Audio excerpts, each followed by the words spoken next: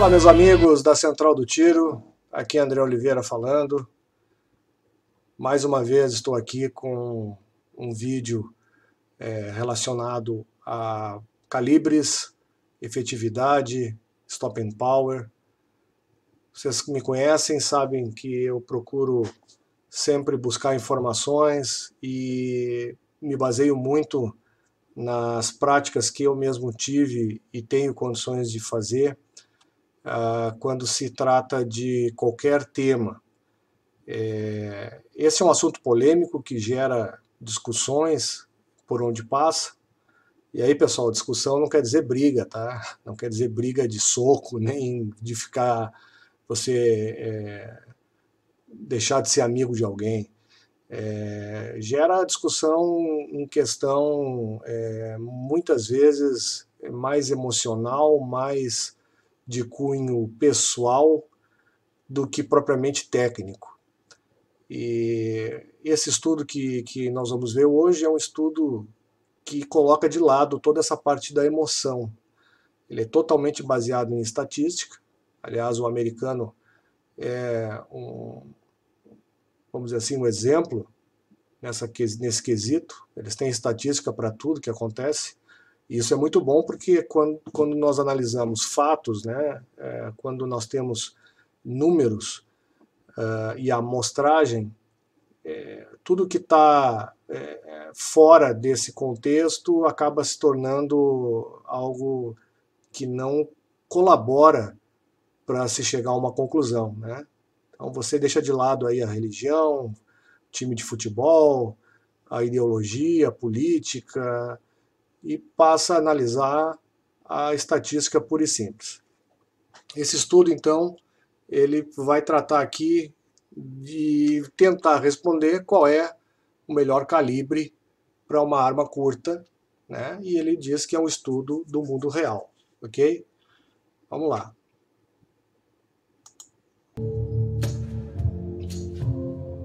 Stopping power. It's an important topic for anyone interested in armed self-defense, and it's especially important. Questão do stop and power, que há muito tempo está sendo estudado e questionado. 45 é grande, 380 é pequeno, 22 é um inseto apenas, né? Aquilo que a gente costuma ouvir aí. Greg Ellifritz did just that. He talked to the participants of gunfights, read police reports, attended autopsies, and scoured newspapers, magazines, and the internet for reliable accounts. Então, o Greg Ellifritz é um policial norte-americano, é um Master Instructor das polícias, né, nos Estados Unidos, tem uma empresa também de cursos e treinamentos, é um especialista em arma, escreve para várias revistas. Esse estudo se baseia em 10 anos de experiências em combate, né, em envolvimento em tiroteios, aonde ele conseguiu compilar todas essas informações que nós vamos ver agora. All his data came from real-world altercations with criminals or from military actions. Então aqui ele fala que todas as fontes usadas, né, de conhecimento foram baseadas nas experiências dele como militar e como policial, né? Over the course of 10 years, he kept track of the stopping power results for more than 1,700 shooting incidents. Ao longo aí dos 10 anos que esse estudo levou para ser concluído, mais de 1.700 disparos foram analisados em incidentes e ocorrências. And put together a solid fact-based report on his findings. It provides real answers to a lot of big questions about Ele quer trazer respostas reais para big questions, para grandes perguntas. Bom, aqui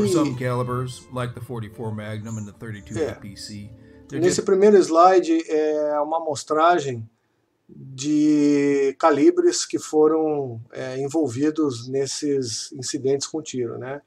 Então, o calibre que mais teve ocorrência foi o calibre 9mm em pistola. Just weren't that many incidents to record. Throughout this video, those bars are Interessante que o 44 Magnum foi o que menos teve envolvimento nessas ocorrências. Combines 22 short, 22 long, and 22 long rifle. First, let's look at fatalities by pistol caliber. Here, Elefritz only counted situations where the target was hit in the head or torso. A quick note about reading these numbers. Statistically, a difference of 5 percentage points or less is nothing to get excited about. Bom, aqui ele mostra, então, a primeira parte do estudo que analisa as fatalidades, né? Os disparos que levaram a óbito o agressor.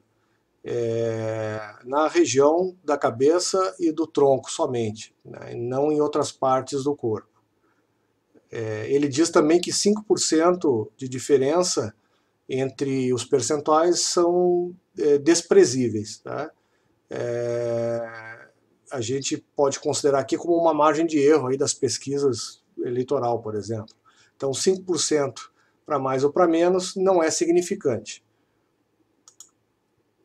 Details too fine to capture in the study could easily swing things a few points in either direction. For example, about half of the 9mm incidents used ball ammo.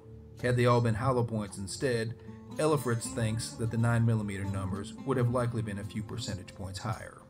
Ele diz aqui que metade dos disparos analisados com calibre 9mm foi com munição expansiva, né?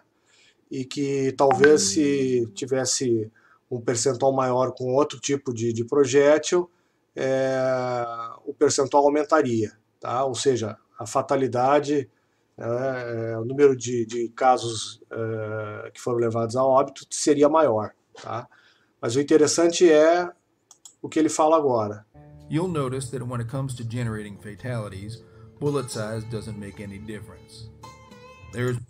Então, ele diz que em relação à fatalidade, o tamanho do projétil não faz diferença. E aqui mostra claramente a comparação entre um calibre 45, que tem um projétil muito maior, muito mais pesado, e os calibres 38 e 380, com o mesmo percentual de fatalidade, né? E quase o mesmo percentual de fatalidade do 9mm. Ok? There's more to stopping power than just killing. If your shot can immediately stop your attacker's aggressive action, that can be just as good. Elefritz called this... Bom, agora é a parte que nos interessa. Nós que portamos armas, que somos cidadãos de bem, nós sempre atiramos para incapacitar. O óbito é uma consequência. Se eu precisar dar 10 tiros para incapacitar um agressor, eu vou dar 10 tiros. Eu vou disparar quantas vezes for necessário para cessar aquela agressão. Então aqui na incapacitação nós teremos aqui comparações interessantes, tá?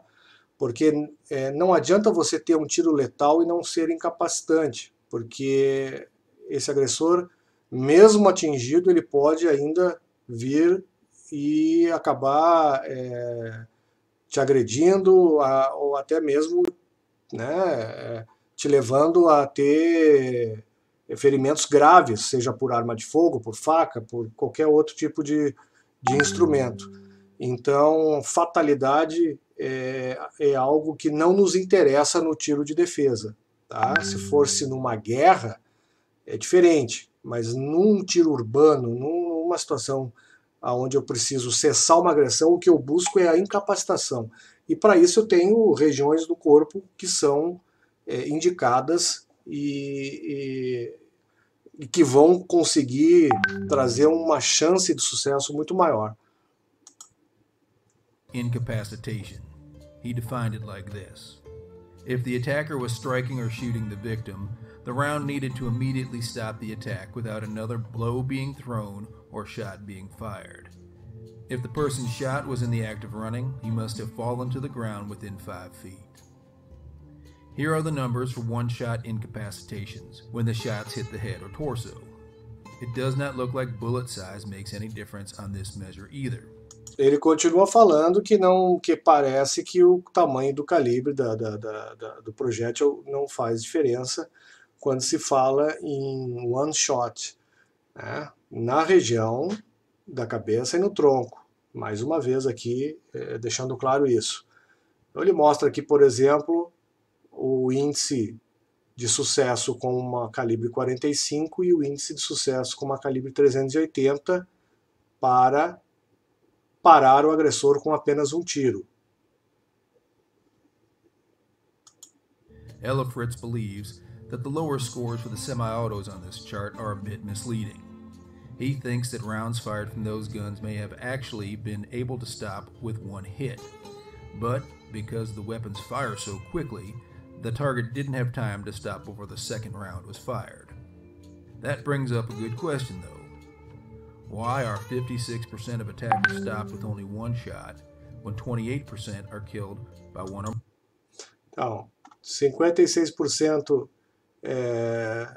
foram parados com apenas um tiro, né? E 28% desses disparos foram fatais. Okay? Então, aqui nós temos um pouquinho mais que a metade de sucesso de incapacitação com apenas um tiro. E aqui nós temos um percentual bem baixo de fatalidade também.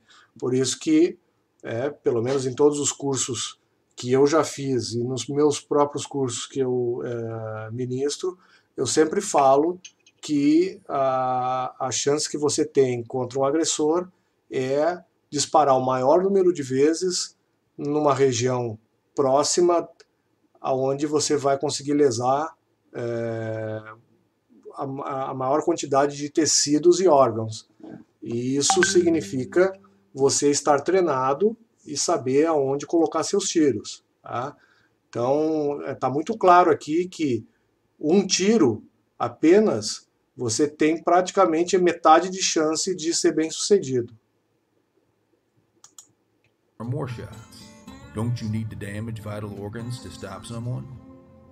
This chart shows one-shot incapacitations with a hit anywhere on the body. Ella Fritz calls these non-vital hits psychological stops. Aqui então, nesse gráfico, ele mostra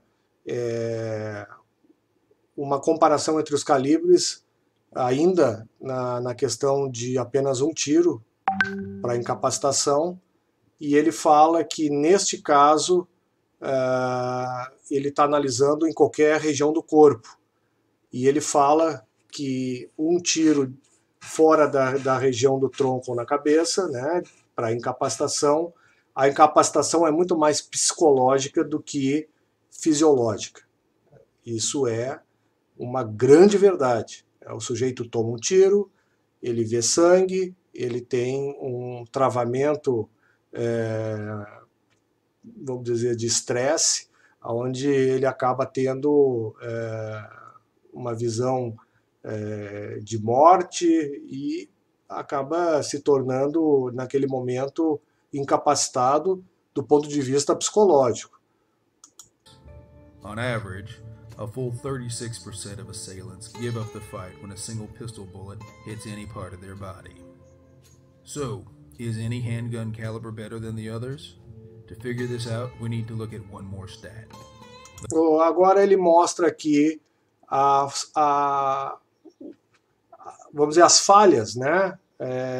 Onde as armas não foram, os calibres não foram efetivos para incapacitar, onde os disparos não foram efetivos para incapacitar o agressor.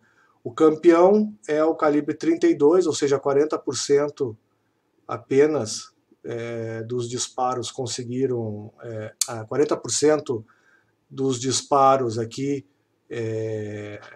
não conseguiu incapacitar, ou seja, é um índice, é o maior índice aqui da tabela, tá? Falhou em 40%, desculpa pessoal.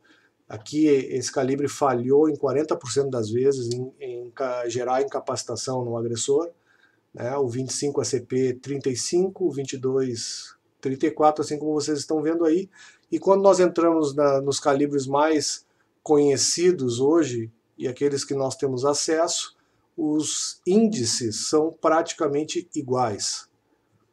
Ou seja, quase todos eles, né, pequena diferença aqui no 38, e no 380, praticamente todos eles têm a mesma taxa de falhas para gerar incapacitação.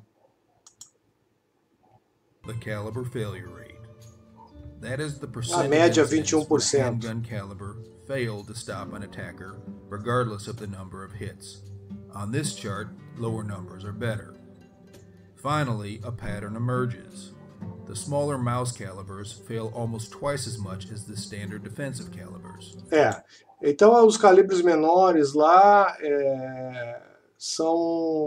realmente são os calibres que mais mostraram uma taxa de insucesso na incapacitação, mas não sei se está nos próximos slides, mas eu tenho um slide aqui que mostra já no quesito fatalidade, o 22 como sendo o calibre mais fatal de todos. O menos incapacitante, porém o mais fatal. What's really interesting, though, is that all the standard defensive caliber rounds fail at nearly the exact same rate. Aqui ele mostra que todos estão próximos na questão de não ser eficazes. No matter what caliber is used, 14% of attackers fight through the pain and damage and keep on coming. Então, não interessa o calibre que você está usando, 14% em média das ocorrências não vão atingir o sucesso necessário para incapacitar o agressor, não importando o calibre usado. About a quarter of the time, hits from pistol rounds result. Aqui nós temos aqui então, na questão de fatalidade, 28% de todos esses disparos aí que ele usou para fazer esse estudo, né, culminou com fatalidade e apenas 72% não foi fatal. Né? Não sei se apenas, não é tão absoluto esse número aqui, mas a gente pode ver aqui que a maioria não foi fatal. Né? Então, de todos os disparos que atingiram os alvos, apenas 28% levou ao óbito.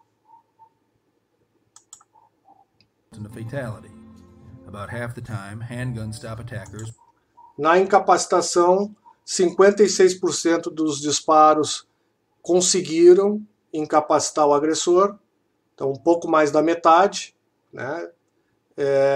E 44% não conseguiram a incapacitação.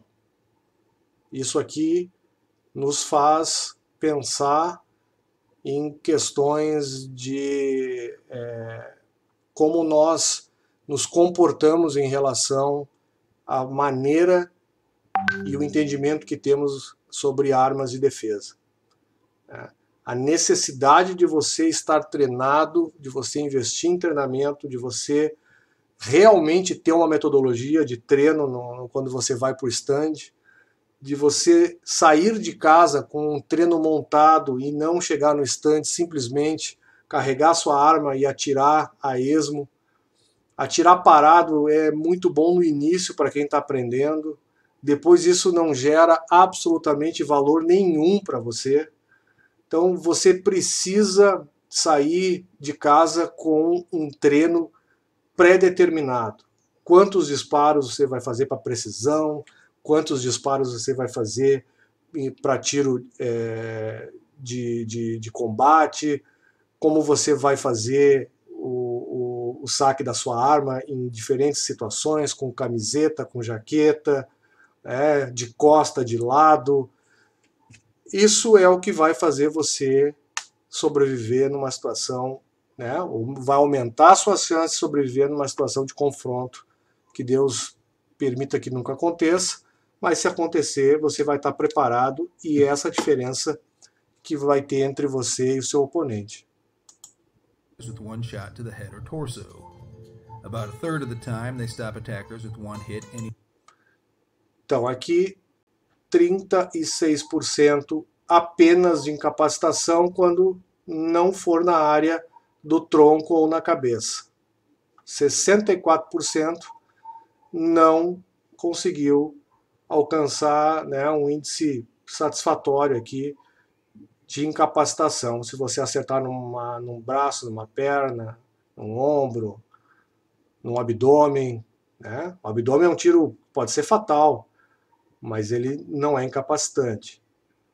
Mesmo atingido, o agressor ainda consegue disparar contra você ou até mesmo vir a seu encontro se tiver com uma faca. E um ataque com faca é muito perigoso, embora alguns não tenham noção disso, né? Até 7 metros, o agressor que está com uma faca, ele tem uma vantagem grande sobre quem está com uma arma de fogo.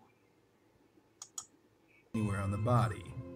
And 1 in 5 times, pistols completely fail to stop an attacker regardless of how many hits land.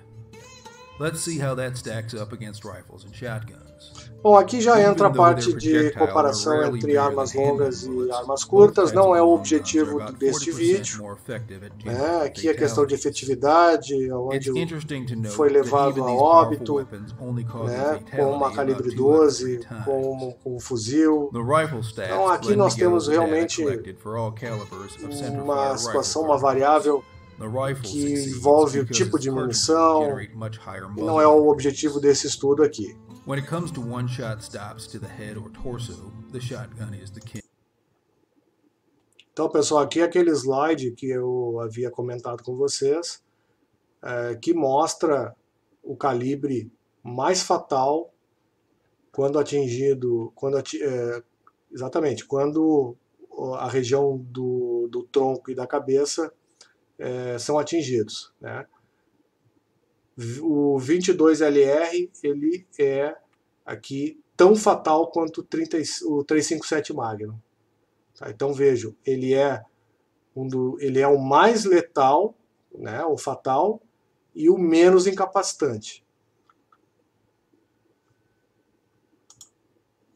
Aqui nós temos um índice de incapacitação, né,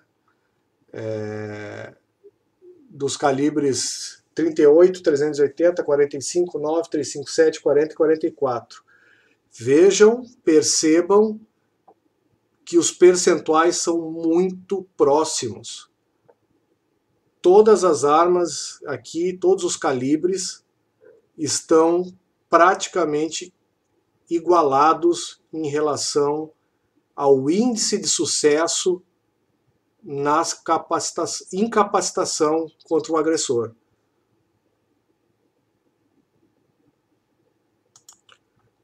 O gráfico estatístico do percentual atual de incapacitação por um tiro na região do torso, do tronco e da cabeça.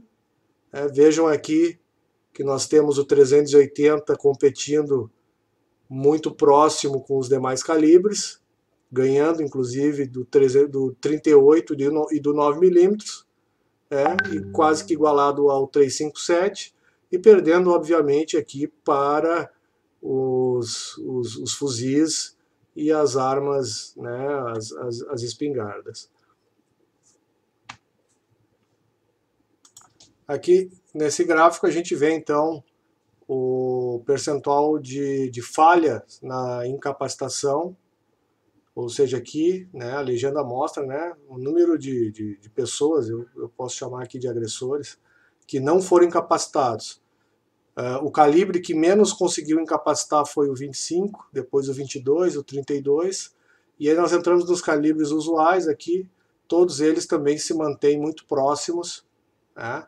Muito próximos, aqui a média em torno de 20%, né, para as armas curtas, as handguns, e obviamente quando se entra na parte de fuzis e espingardas, né, como calibre 12, por exemplo, elas se tornam muito mais efetivas, muito mais eficazes. Gráfico muito interessante por calibre sobre incapacitação. A coluna verde diz o percentual de disparos que foram fatais na região da cabeça e do tronco. O gráfico laranja diz o percentual de incapacitação, né, de tiros na região do tronco e na cabeça.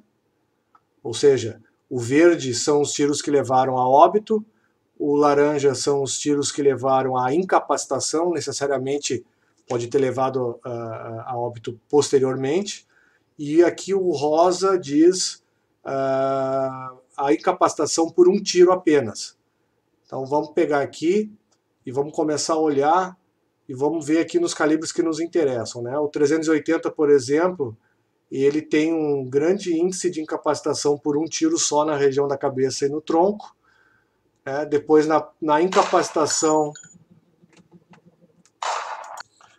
Pessoal, acabou tocando o telefone aqui e eu vou reiniciar então o áudio. A gente estava falando aqui sobre o 380, o calibre 380.